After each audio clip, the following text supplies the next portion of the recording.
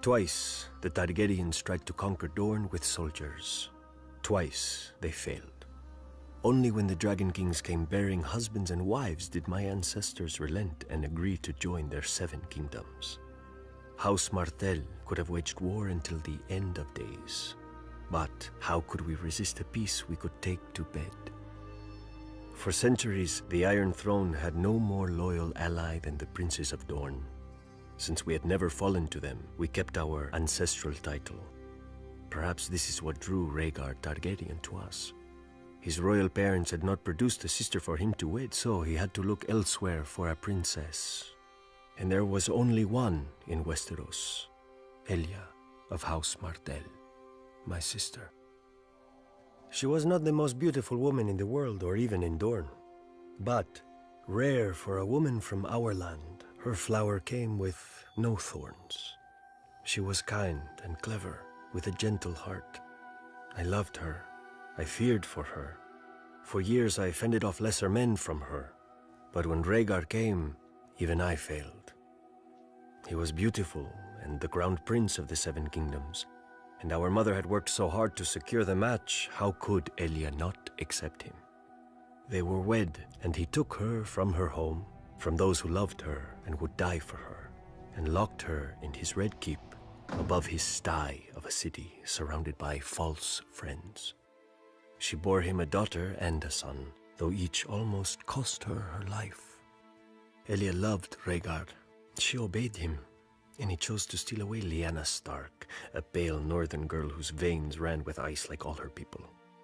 Instead of disciplining his faithless son, King Aerys executed the Starks when they came seeking justice, and ignited a revolt.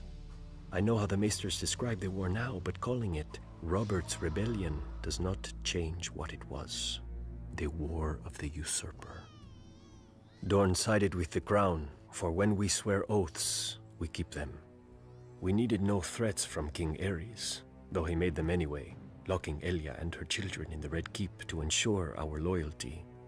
Even in his madness, he knew that no true Dornishman would ever take up arms against our beloved princess, and that we would fight to the death for whichever side she was on.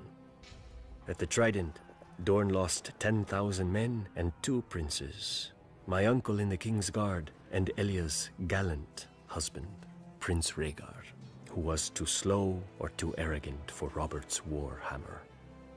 As Robert's army marched on King's Landing, the Mad King sent his own wife and child away, but kept my sister and hers inside.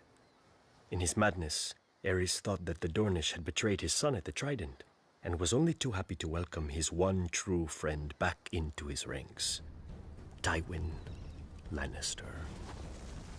Lord Tywin's army sacked his friend's city while Lord Tywin's son murdered the king he'd sworn to protect. All this could have been forgiven. War is terrible, and men must become terrible to wage it.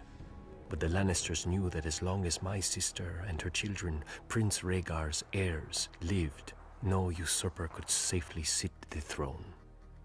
So Lord Tywin's dog, Sir Gregor Clegane, the Mountain, made Elia watch as he murdered her daughter and dashed her infant son's head against a wall.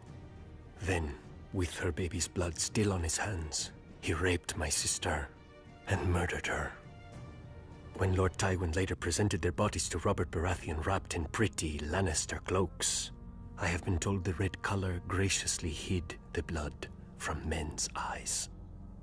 The Targaryens talk of fire and blood. In Dorne, our blood is fire. If Robert Baratheon had dared set foot in Dorne during his reign, he would have lost the foot, and it is not even him we blame for Elia. The Lannisters think their gold buys them power.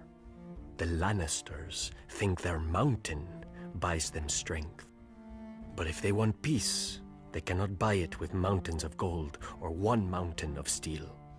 They must pay in blood.